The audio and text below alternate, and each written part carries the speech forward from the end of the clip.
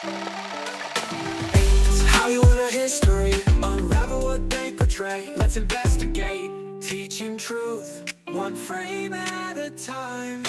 Welcome to the Hollywood or History Podcast, a podcast to help social studies teachers and teacher educators use film effectively in their classroom. I'm your host, Dr. Scott Roberts, and in each episode, we talk with a volume editor and lesson plan developer to determine the accuracy of their favorite films. Hollywood or history, unravel what they portray. Let's investigate, teaching truth, one frame at a time.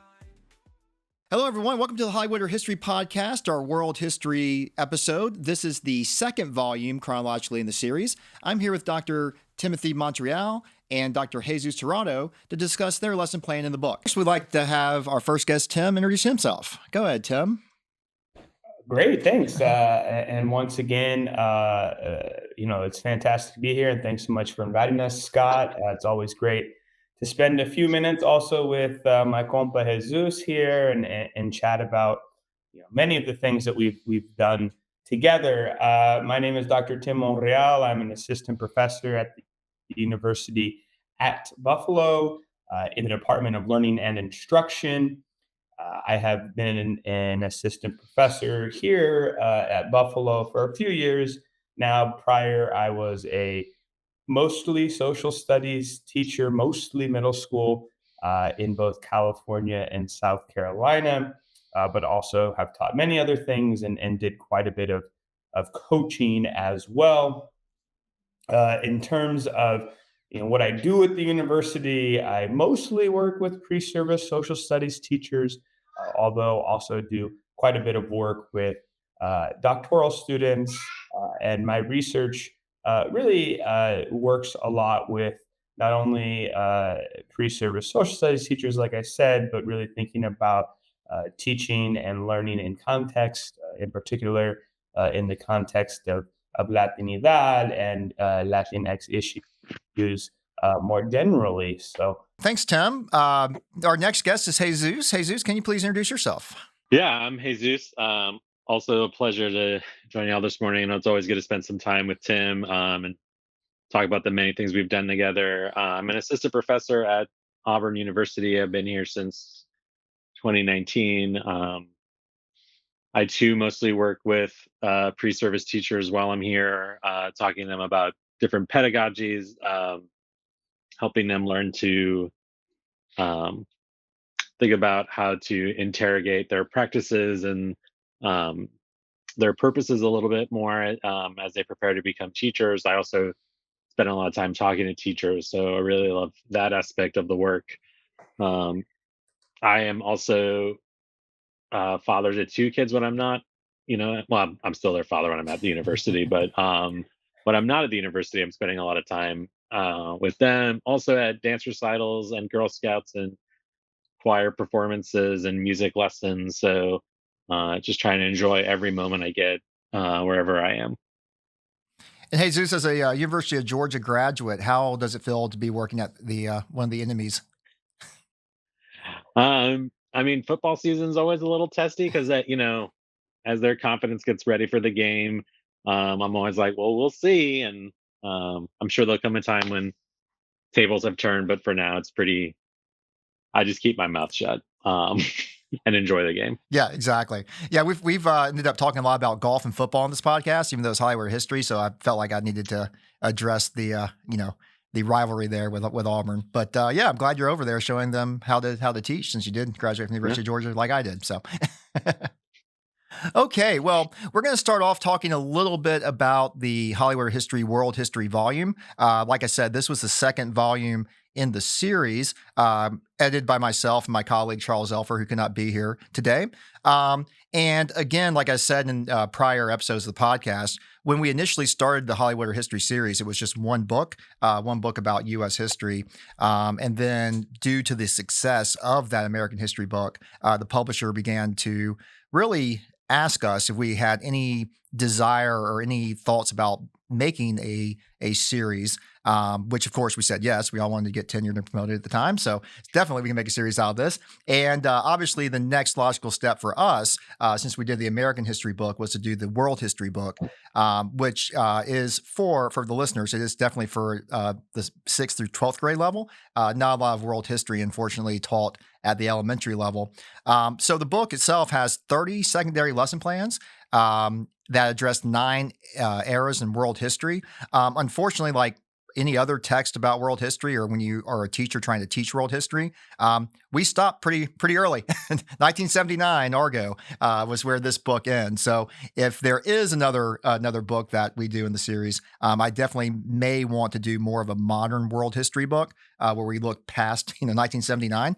But we will definitely see. But the book itself again has several excellent lesson plans. And we start, even though we end pretty early, 1979, we start really long ago, where we do a analysis of the film 2001: A Space Odyssey. That's the first chapter of the book that I wrote, where we are looking at that famous scene from the 2001, where you have I don't know what they are. They're Lucy's, I guess, but somewhere between apes and humans, learning how to use bones as weapons, based on a science fiction story. But definitely that starts off with trying to discuss what makes a human a human. It used to be anthropologists thought tool making would do that, but when we looked into it, other animals use tools as well. So I found that was one of my favorite lessons I've ever written in the series. So I just want to give a shameless plug on that. So first chapter in the book, but we also talk about movies like Mulan, Braveheart. And then what Tim and Jesus are going to talk about today, Apocalypto, because we really love picking on Mel Gibson on this podcast. So his historical movies. So easy target, right? Exactly, it's an easy target. Sorry, Mel. Your movies are fun to watch, but they're not necessarily historically accurate. So anyway, we did talk about that as well. So let's talk a little bit more about world history. Again. World history is generally taught throughout the United States, somewhere between grades 6 through 12. A lot of times it's combined with geography. I know here in Michigan, we have world history and geography combined at the 6th grade, 7th grade, and high school levels. So again, we wanted to bring this idea to those poor world history teachers that really have to cover a lot of content in a very short amount of time. So hopefully, if you were to purchase this book, you have at least 30 lesson plans over a variety of eras that you could bring to your classroom pretty much right away. So let's go ahead and just talk more about your lesson plan, Jesus and Tim. One of my favorite lesson plans in the book series. That's why I obviously invited y'all to come and talk with us. So let's talk a little bit more about Apocalypto and give us a background on that particular film. Yeah, for sure. I'll kind of let Jesus go first because I think it was your idea, Jesus, to maybe use Apocalypto. I don't know. I think it was actually your idea, but this just shows maybe how much we work together, that we're always giving each other credit. I think what drew us to Apocalypto was first, despite the amount we could pick on Mel Gibson, and the inaccuracies of the film, one of the things that really drew us to is that it was a story told like in the region of which it is set, which doesn't often happen in movies. And I think the other thing was that it was a linguistically um, like very fascinating film because they filmed it in the languages of the Yucatan. So I think those two things really drew us to the movie as a tool, along with kind of what I think Tim and I saw as a persistent issue with particularly ancient Mesoamerican teaching, is that we often teach, Mesoamerica, ancient Mesoamerica, because they wouldn't have, of course, called themselves Mesoamericans, but we teach that region as if those people aren't still around. We kind of teach them as like divorced from the people who are living today, who are living these legacies, whether they're the collective Mayan peoples that we now are starting to identify as like different groups, Aztecs or Mexica history that we now know they are the Nawaja people, and then of course the Quechua Incans in Peru. We teach them in no connection to that at all. And Tim and I, as we were talking about, we got your call through I think through an email or a Facebook post, or one of us talked to the other, and we just started bouncing these ideas, and we're kind of like, we'd love to use this film to actually talk about the historical context of which it's in, but also the people who are still living in this region and still living with this language and still living this history. Does that sound about right, Tim?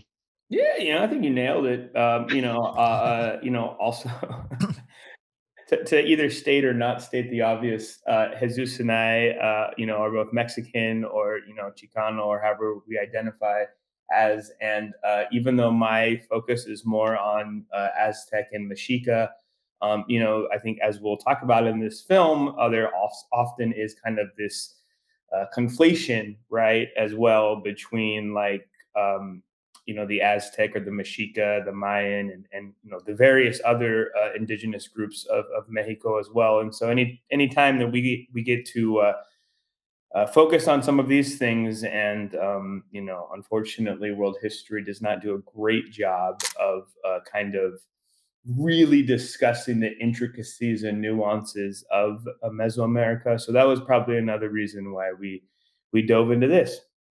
Yeah, definitely. World history has the issue of lots of kings and queens and from Europe and that kind of thing. And definitely, your lesson plan, along with several others in the book, bring in that diversity that we need in our standards, and as well as what kids need to learn about. So yeah. So I'm glad y'all did that. Just a little bit more. Can you tell just a little bit more about Apocalypto itself, like the plot? Some of the what what it was about, that kind of thing.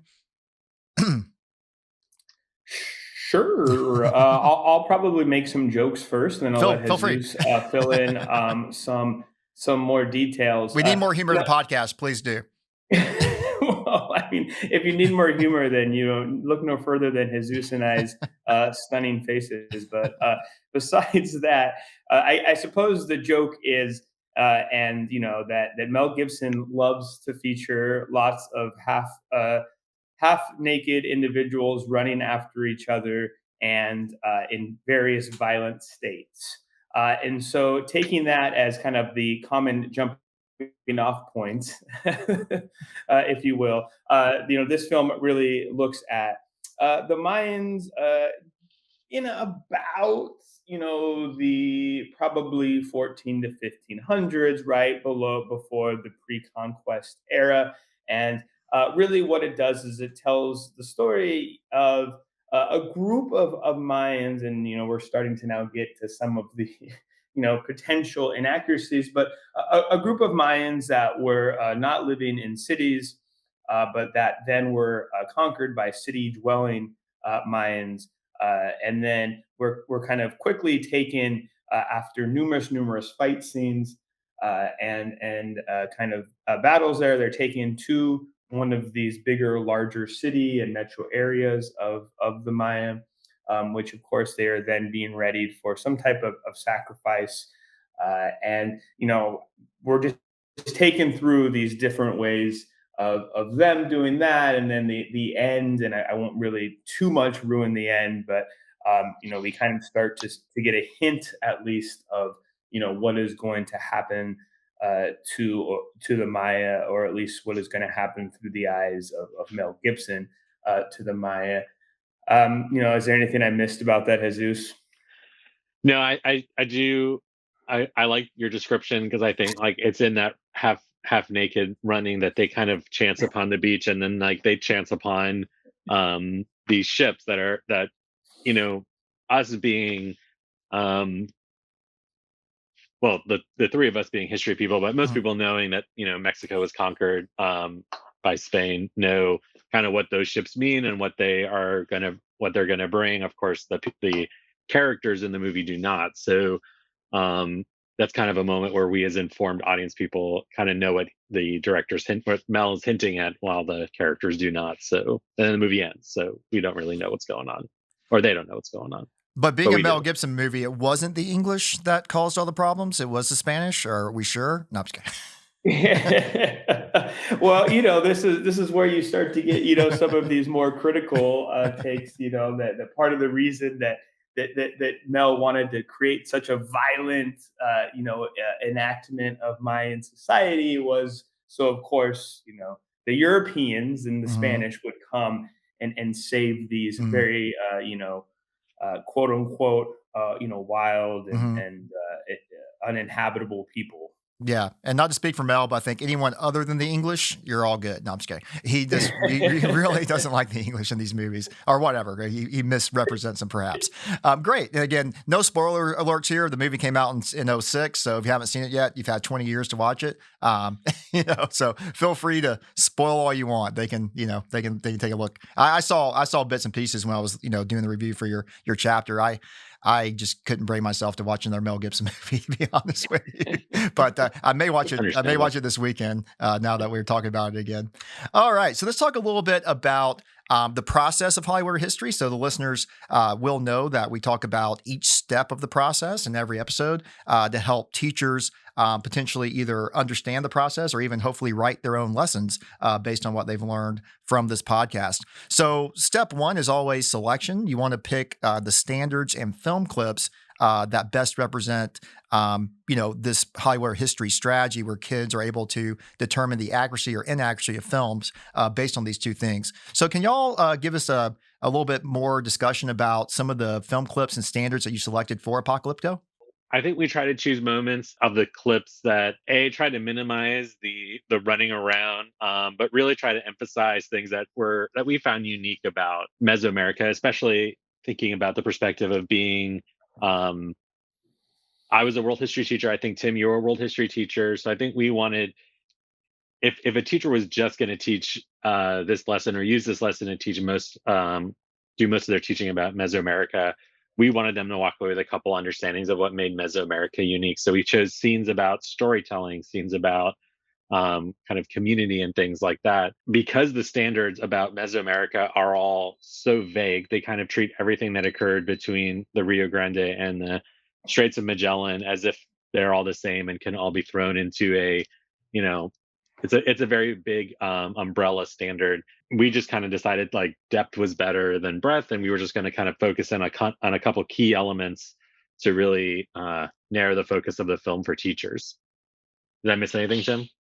I think the one thing too that I would say is, there's a really cool storytelling a scene which then kind of leads itself to look at the interpretations of Mayan storytelling, particularly in the Popol Vuh. So it's very nice that you're able to kind of look at the stories they tell and then read some of the stories, and the students can kind of say, hey, is this somewhat accurate? And then the other thing as well is just the big three, as Jesus has already mentioned, the Aztec, the Inca, and the Maya. And what this film in particularly does is it really kind of blends the Maya and the Aztec. Um, uh, and so what you're able to do, especially through one of the later kind of sacrifice type scenes, is to really look at, hey, is the depiction of this really showing a Mayan type of ceremony, or is it a more kind of Aztec practice? And that's even debatable, of course. But the idea really being that the students start to see is even though there is language there, even though that there's some of the representations of the Mayan city life are probably pretty decent and decently accurate, that the actual probably ceremonies themselves were not Mayan and most likely inspired by the Aztec or the Mexica. Great, yeah. And again, on the PowerPoint that you can get in the show notes, you'll see the exact clips that Tim and Jesus selected for the film.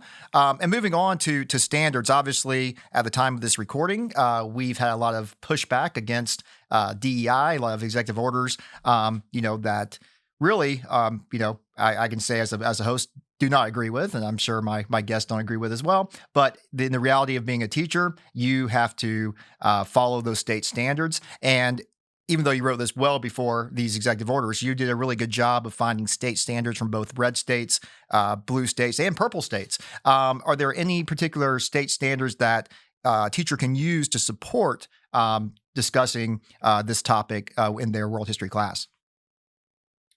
So I'll just say something. I don't know if Jesus has anything to say, but this is also why I'm super, super passionate.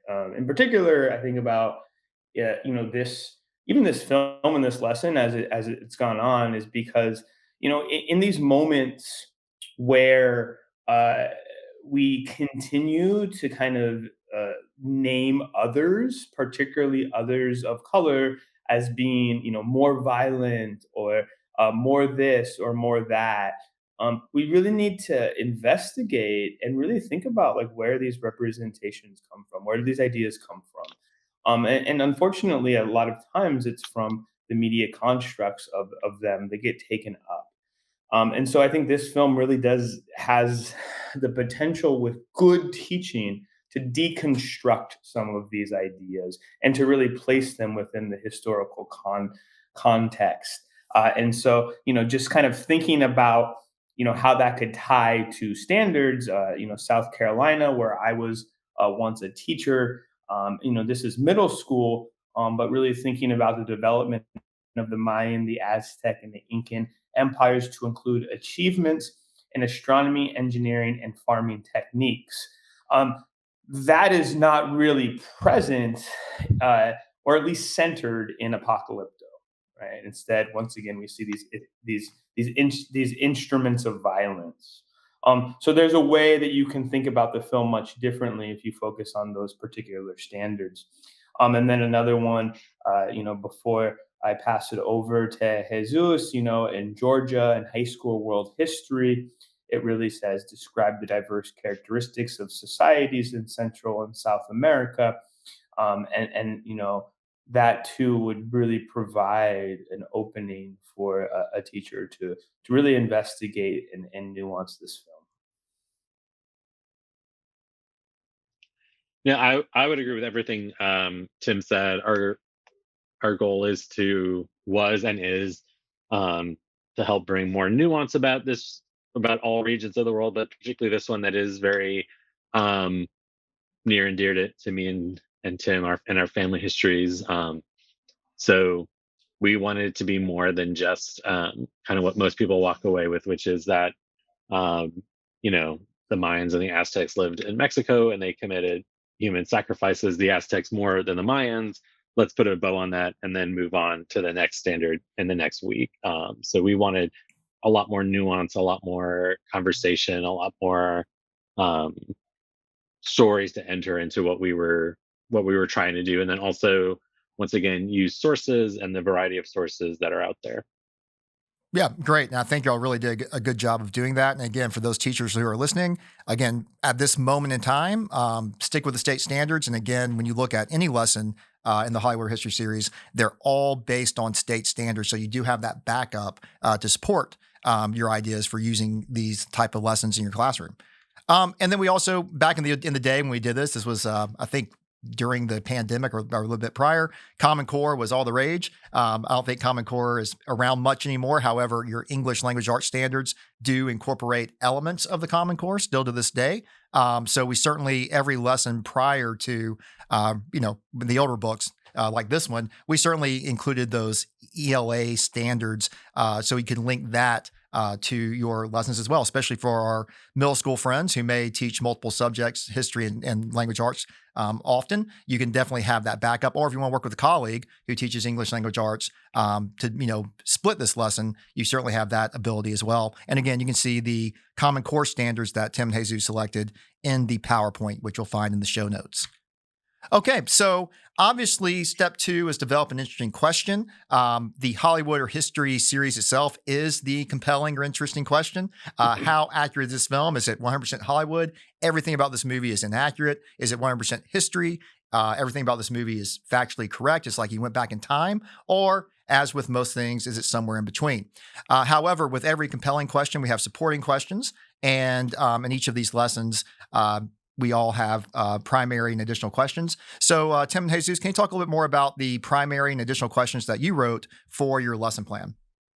I'll let you take that one. I feel like I just said the last one. So Sure. I think once again, stemming off that question about inaccuracies, we wanted our questions to focus on trying to build or use inquiry to build nuance about this region. So once again, hitting on the storytelling aspects of it. We wanted that to come out, so we used a question to direct that, and then we used another question to kind of take on, I think, which is the biggest, um, or at least challenge and start to nuance what is the biggest takeaway from this region, which is that there was human sacrifice in Mesoamerica. So we wanted our questions to kind of direct um, students to thinking about those particular aspects, along with these other questions about starting to think about how do we represent cultures and people of color and communities and um, that are around us. How do we spend our time and or how does our media spend our time and energy thinking about how we are um, encountering them and what frames are put around them? Yeah, and just to build on that, I think it was Jesus who came up with this particular question that I really really like, which is, what, if any, ethical responsibilities do filmmakers have when representing certain groups and or cultures?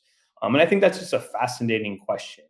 And in this context, in this film, like I think, and I remember when this came out, like, Mel got a lot of props for like, oh, it's done in Yucatan Maya, and it's filmed in this place, and so, it, it kind of in some way like kind of shielded, I guess, right, some of the, well, okay, like you can still use representation to create misrepresentations, Mhm. right?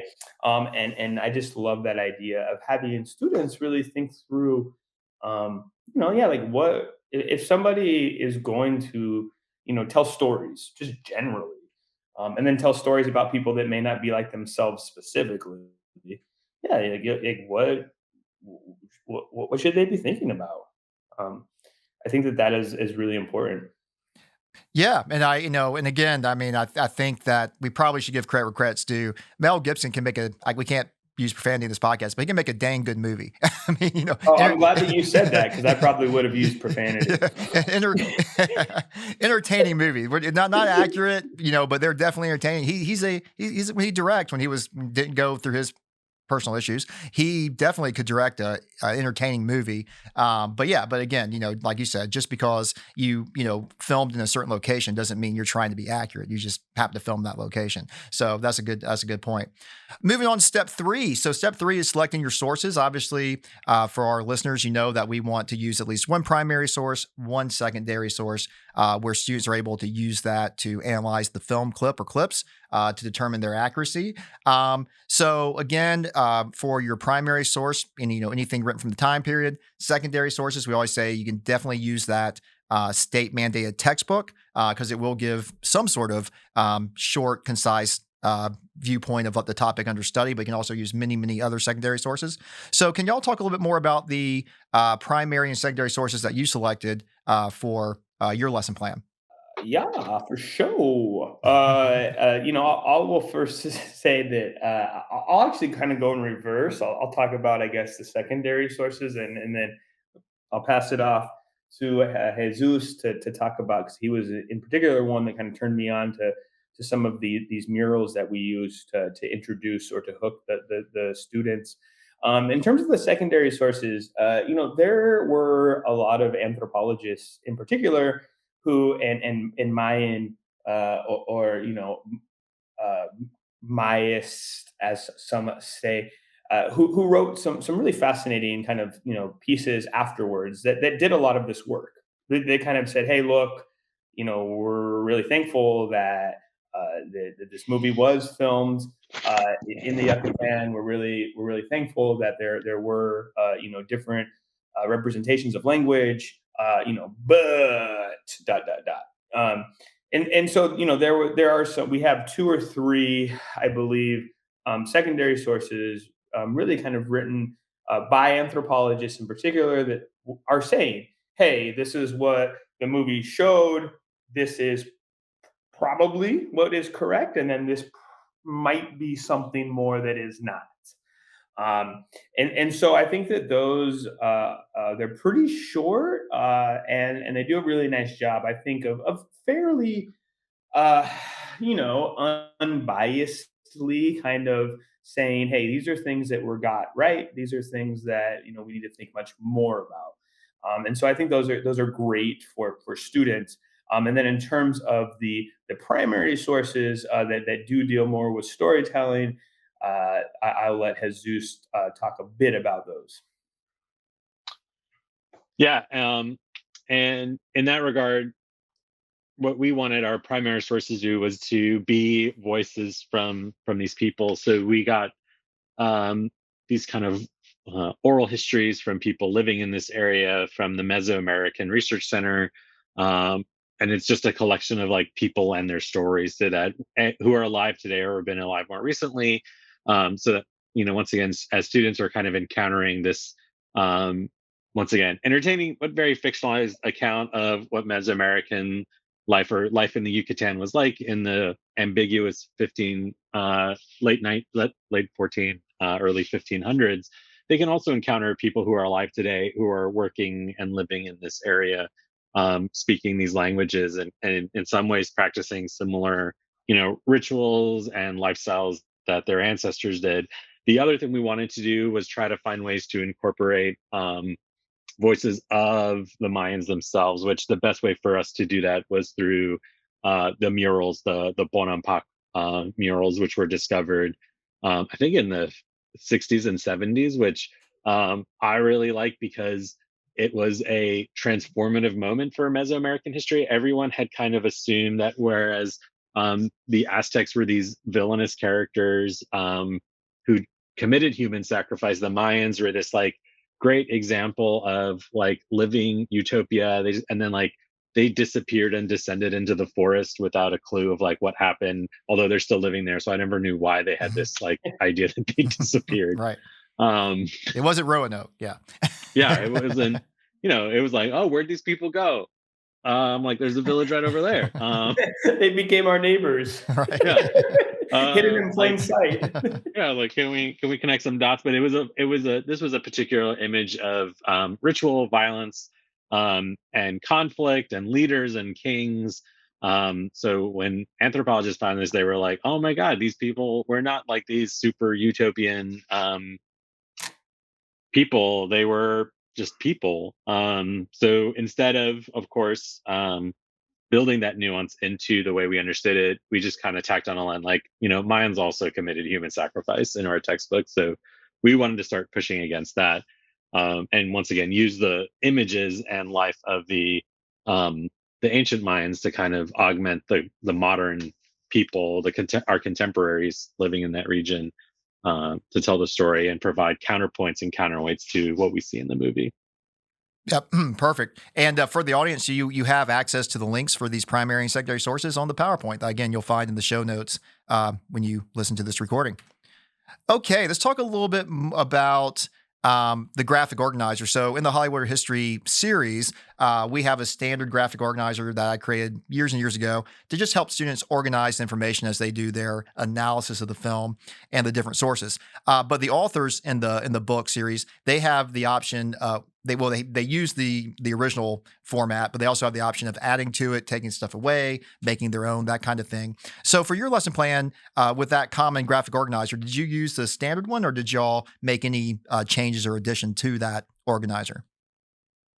So for this one, we kept it as is, although as you'll hear later, and some selfless shout outs, Jesus and I have not only written a number of different lessons and chapters for your books, we will have our own upcoming as well. And, we do have some variations on that graphic organizer. And Jesus in particular, I'm going to give him a new nickname. I'm going to call him El Rey, the graphic organizer, because it seems like in every one of Jesus's lessons, he has a new graphic organizer. So whereas we kept this, pretty standard, you'll see through different lessons of ours that we have taken some different approaches. Yeah, and I will say, obviously this was the second book in the series chronologically, and again, we were all kind of working our way through this when we decided to make this a series, and I think it was just easier for everyone to use that standard organizer. The publisher certainly wanted us to do it, but as we continue to get more and more volumes in the series, people have become more and more creative with the whole process, not just the organizer, but even going through that step by step process, which we welcome. But definitely some of the older books, as you'll see if you start purchasing these or looking over them at your local library, they do kind of remain pretty standard to those first 2 or 3 books. Well, great. Well, let's talk a little bit more about. And well, I would Yeah, go say ahead. too, Scott, if you don't mind, Yeah, go ahead. like, uh, working with pre-service teachers though, that they really like too, just kind of having a pretty like standard, consistent structure that they can take students with, right? So okay, hey, boom, boom, and then tell us at the end. Like that's even a very quick exit ticket type thing for them. So I mean, those organizers, my students in particular really really like them. Yeah, yeah. And I found when I started this in my own 8th grade class, right, when I did Georgia history, they loved having that ability to, collect their thoughts, use those boxes to write their, about the primary source, secondary source, the film. I obviously did the questions of a historian, who, what, when, where, why, how, to help guide them through the process. I also told them that, not every source is going to give you all the answers to these questions. That's why we use multiple sources. And then, like you said, having that box at the bottom or somewhere where they're able to basically write their conclusions about how accurate they think the film clips are really is helpful for, any student grade pre-K all the way up to the university level. So, yeah. So again, and as a teacher, you'll see we put these organizers in the book for you to help you just be able to, give those to your students to help guide, especially if this is the first or second time you've ever tried to do an inquiry-based activity. Excellent. So step 5, you finally get to show the film. You've found your sources, you found your standards, you've made your organizer or used the one that we provided, and then you finally get to show the film clips to your students.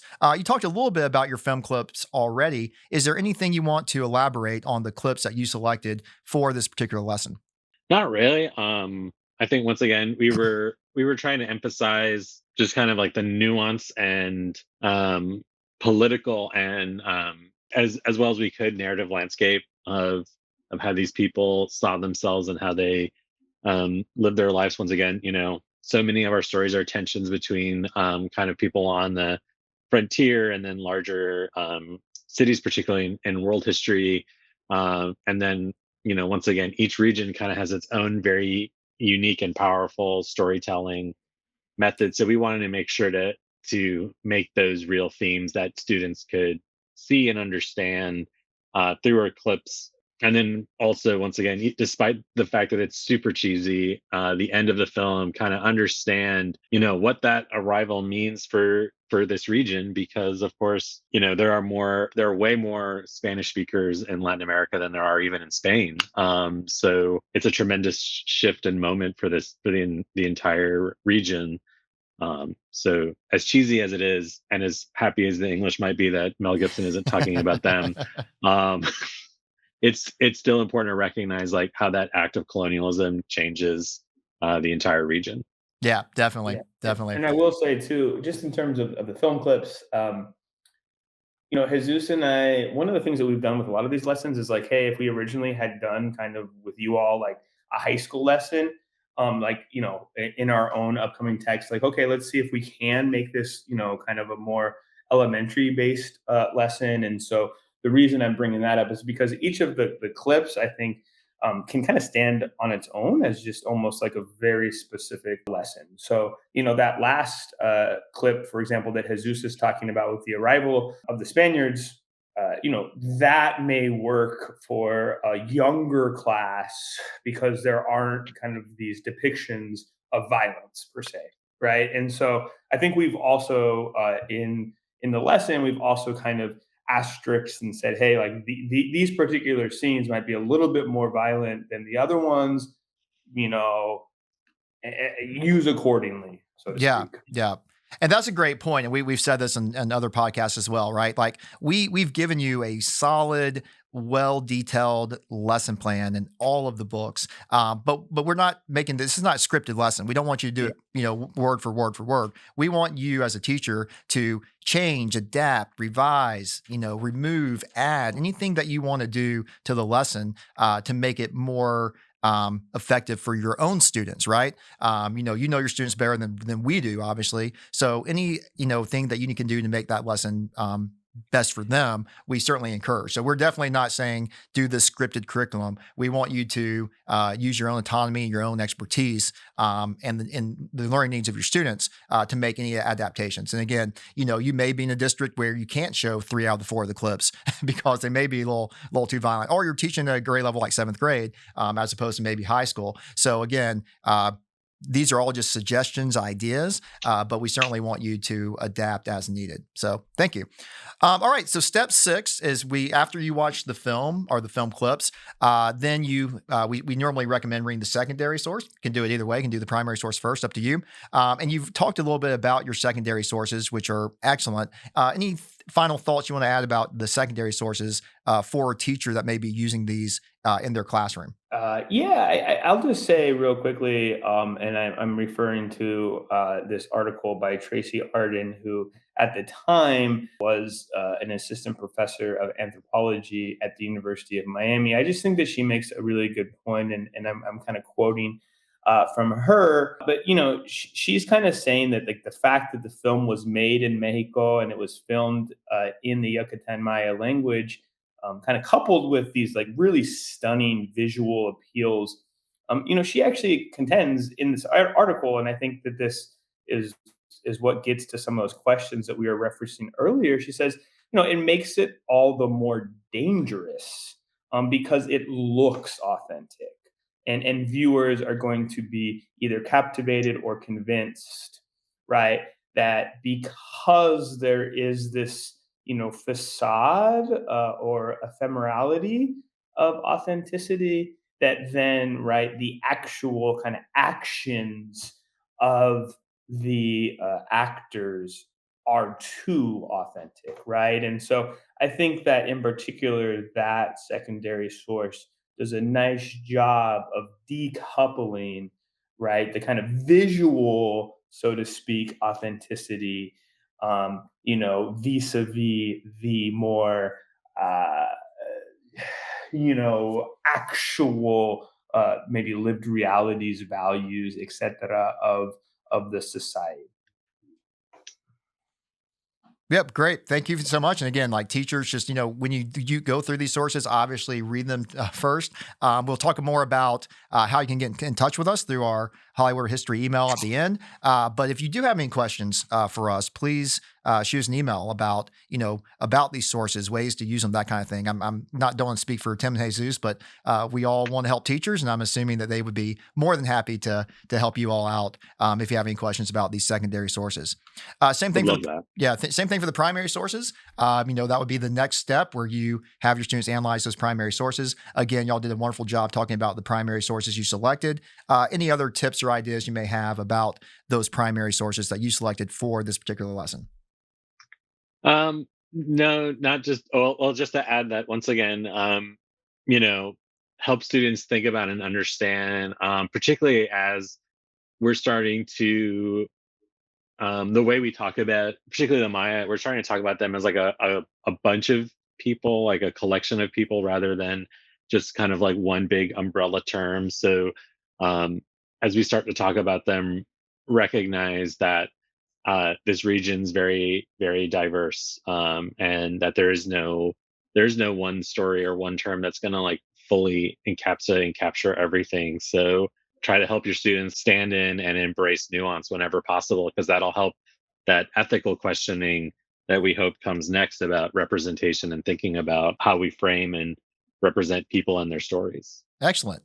Okay, so step 8 is when we finally have the answer to the question, Hollywood or history. How accurate do we think this film is? Now, as a disclaimer, as a teacher, you want your students to be able to use their analysis for the primary and secondary source to come up with their own conclusion about where it falls in the continuum. However, we may have some listeners who just really like film or they really like history, and they want the experts, Jesus and Tim, to tell their opinion, which we'll get to towards the end. Don't want to bury the lead here, but again, we just want to let you know that again, there's not technically a right or wrong answer when you do this type of inquiry. You just want to make sure that your students use evidence to support their ideas when it comes to this process. But again, we'll get to where Tim and Jesus thinks the film clips fall in a moment. Then finally, we do a conclusion, right? According to NCSS C3 framework, that's dimension 4, taking action. For our process is step 9, the conclusion. We always have students write an essay about how accurate they think the clip is. 100% Hollywood, everything about it is all fiction. 100% history, everything about it is all fact, or somewhere in between. And obviously, most students like to do the 50-50 at first, but then they eventually start getting more creative with like 75.2% Hollywood, which is always fun, especially the middle school students that I taught.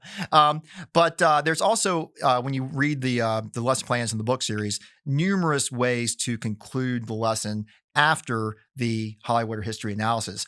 Did y'all do anything for the lesson plan where you had students go a little bit maybe beyond the Hollywood or history conclusion? Yeah, we did actually, and I think I'll credit Jesus for both of these because obviously we're learning that Jesus is much more creative than myself. For the original one that we wrote in your book, in your all's book, I really loved. I think the extension was having students imagine that they were to create a movie about the Maya, and then ask them to really consider what they should do, and then create some lists of people or even kind of institutions that they would need to consult in order to make an accurate film. And then we built on that like I said, the elementary version of this lesson, which is in our book, which once again we'll get to. But I thought that this extension was freaking brilliant. An idea would be for students to create short, like 30-second. I don't think like TikTok was the thing it was back when we were thinking about these things, but even create like a TikTok um, content advisory or warning for the movie, and not so much in terms of like violence and such, but in terms of like historical misunderstandings. And that way you could also point viewers to additional resources, like we've done obviously with your books, that then might kind of increase the knowledge, so that one could still watch it as a form of entertainment, but then also kind of have these companion tools as well. Perfect. And audience, please forgive us that we wrote this book, I think, right before or during the pandemic. And of course, that seems like a million years ago now. So we're trying to refresh our memory as we continue, because again, that was some trying times happened during the process of this book. So yeah, I would like to say, please forgive us. You don't even want to know how long that it has taken Jesus and I to finish our book. So we'll blame the pandemic for that as well. Yeah, exactly. We can blame the pandemic for everything. How about that? And I will say, yeah. for this is like a totally left field extension, but I think one of the things that led Tim and I to talk about this, because it was our conversations together, I think that really helped us frame some of these questions, was I think we both ended up watching, because we both have young kids, we both ended up watching the making of Moana during the pandemic, which included a lot of information about the story circle that Disney created for that film specifically. And about how they consulted local peoples, with very much the question of, let's not make the same mistake that we've made in the past of just trying to tell a story from our perspective without consulting people. So I think that was something that was definitely in our minds, and part of our conversations as we were moving forward was, although I don't know if everyone saw that, but if you haven't seen that, that's a really great thing to do with elementary students in particular, and it does once again talk about the different stories and how they move on. Of course, that's like a whole other movie, so now I'm way off topic now, but I think that served as a model for really helping us think about ethics and movie making. Yeah, definitely. And again, that's so a lot of lessons in the book series talk about, why did the director or producer do what they did, as some of their supporting or compelling questions as well. So yeah, so it's something to think about, bias and that kind of thing. So yeah, definitely you want to kind of keep that in the back of your mind when you do any of these lessons that you find in the series. Okay, we're at the end almost. Let's talk about conclusions. So, you two being the experts on Apocalypto, you air quotes if you want, experts. What do you think? How accurate was Apocalypto on that continuum? 100% Hollywood, everything about it is fake. 100% history, everything about it is fact, or somewhere in between. So I'm going to vamp for just a second to let Jesus go first. But I think feel like what you need in this like segment is to have everybody have whiteboards, and then you're like one, two, three, Right. There we and go. it's Yeah. like, "Brrr," you know. But so with that being said, I've given you a few minutes or a few seconds here. Jesus, give us your score. So I'm gonna go 1/3 accurate, 2/3 inaccurate. Sorry, it's the 33.333 There you for the go. middle schoolers out Three, there. three, three, three, three, Um, three. Draw a pie here. Right. Yeah. and part of that is like just the way that, as Tim talked about before, kind of I feel like when they were writing the movie and they reached a moment of like, well, we don't know, what did the Aztecs do in this or the Mexica, let's just tack that in there, with, once again, like, as long as we're doing it here, maybe it'll be close enough. And that's when I think you start getting into that big pie of inaccuracy. um I'll answer mine two ways. I'll say, to be the lame middle schooler, I'll say 50-50. At first, I'll say 50% relatively accurate for, kind of the setting, the setting itself. Although you could even, nuance that. And then, kind of 50% for being pretty probably inaccurate in terms of the actual story itself. But as a cultural studies person, and I suppose you can feel free to edit this out, right? I think that sometimes we spend, the historians here are going to probably be like, what the heck? But I think sometimes we spend too much time thinking about the historical accuracy because Mhm. truth is created in the representation itself, right? And so, whereas it may not be the truth of the events that happened or not, once again, my biggest concern in thinking about media is that the representations of it, right, does create certain understandings of people's, and I don't think that that's good nor bad. It's just we have to understand that, like, because none of us lived during these times, right? Our mental images are tied to, the most famous kind of representations of those. And so, in a weird way, those are accurate because those are like those are the images that we're left with that we then have to either deconstruct, right, or create different images for. Yeah, and I think you bring up a good point.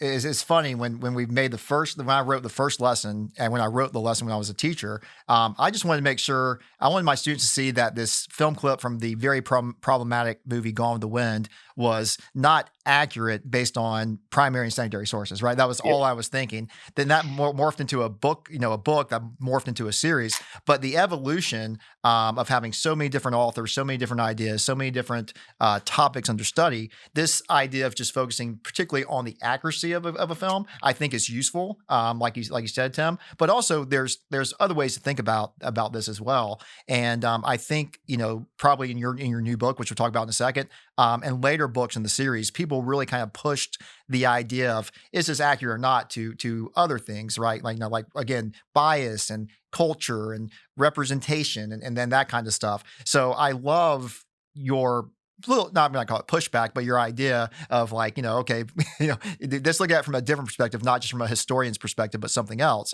And that's where we've kind of gone with the book series. And I think readers will see that as they continue to look at more and more of the books. Now, I will say that when we do our American history and world history documentaries, we're going back to the accuracy, but Sure. yeah, based on the standards. But yeah, but it's definitely this nuance is out there, and I think it's covered. Y'all did a good job of covering it, as well as other folks who wrote for the series. So excellent point. So basically, y'all did a great job of giving us a list of references. Again, you'll be able to find that on the PowerPoint in the show notes.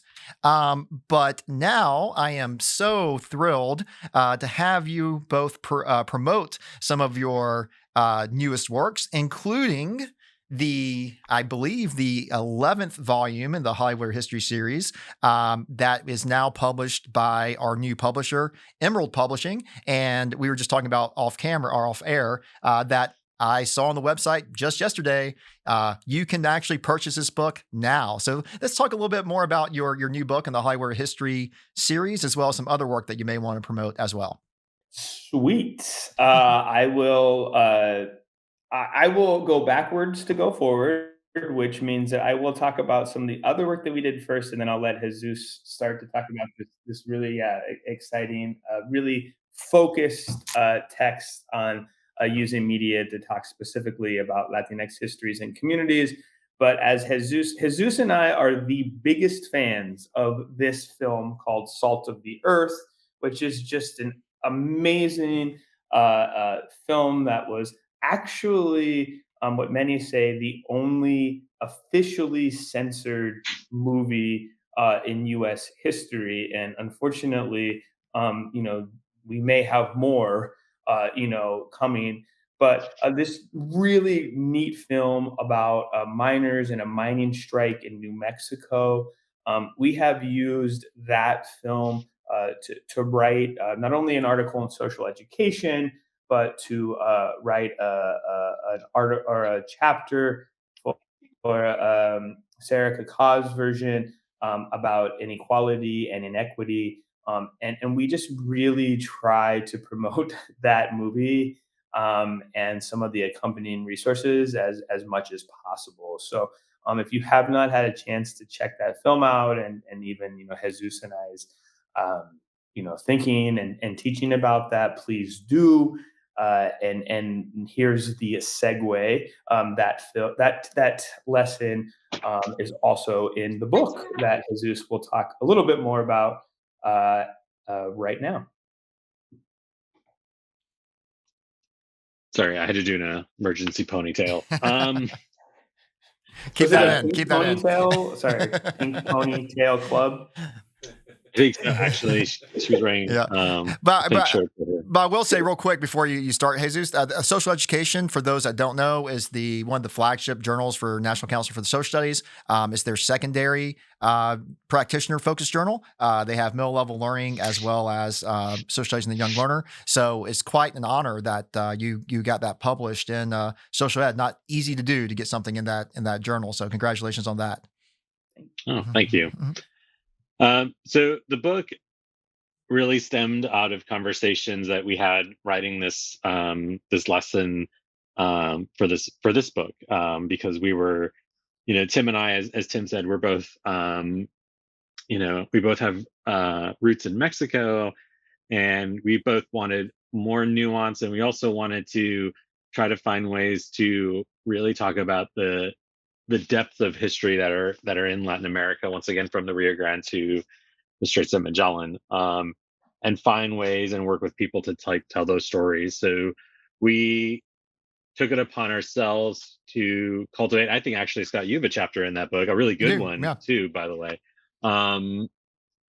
to try to find a myriad of stories to tell about the region, as well as stories of those people like in the United States. So we've got one lesson about Operation Peter Pan, which took Cuban kids, for example, like into the United States. Tim's got a great one actually about a documentary and about water rights in Guatemala, right? It's not my chapter, but Oh, it's a great one by Jorge Moraga, who's now that's right. at Sorry, Jorge. Great chapter by Jorge. We'll edit that out. A great chapter by Jorge about water in Guatemala, and about like the financial crisis that struck South American countries as well. by some of our colleagues at Kennesaw State. And so we just really appreciated like just the wide range of stories that were out there that people told about this, like, once again, very culturally diverse region that needs more nuance and needs more stories in our school. And we hope that when teachers find the book and pick up the book, because it is available now, as we all learned either today or yesterday, that's what they'll see. That they'll all see a wide range of stories that will help them understand the region of the world better.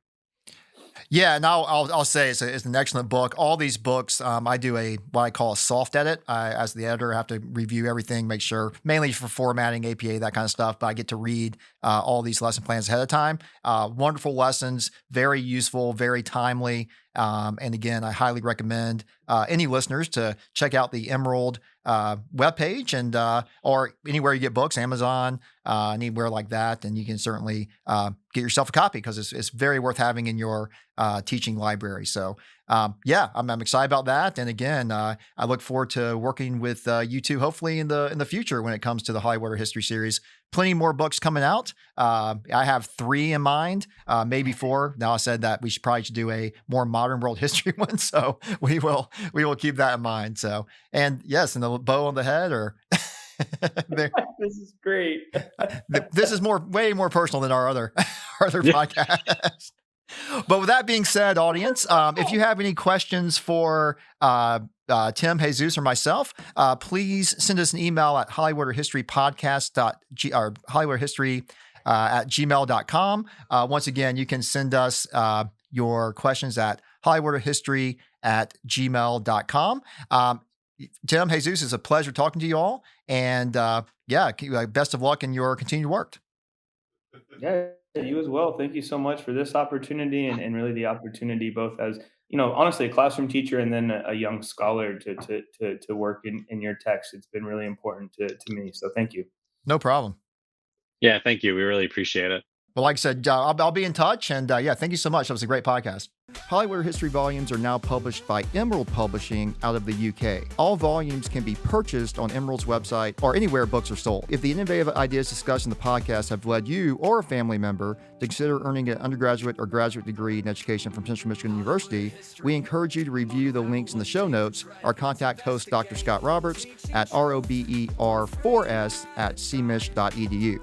We offer undergraduate degrees in general and special education at the elementary level, secondary disciplines including social studies, and graduate degrees in curriculum and instruction, instructional technology, literacy, health and PE, and special education. We also have accelerated teacher certification programs for those with undergraduate degrees in something other than education who want to become excellent teachers in the state of Michigan.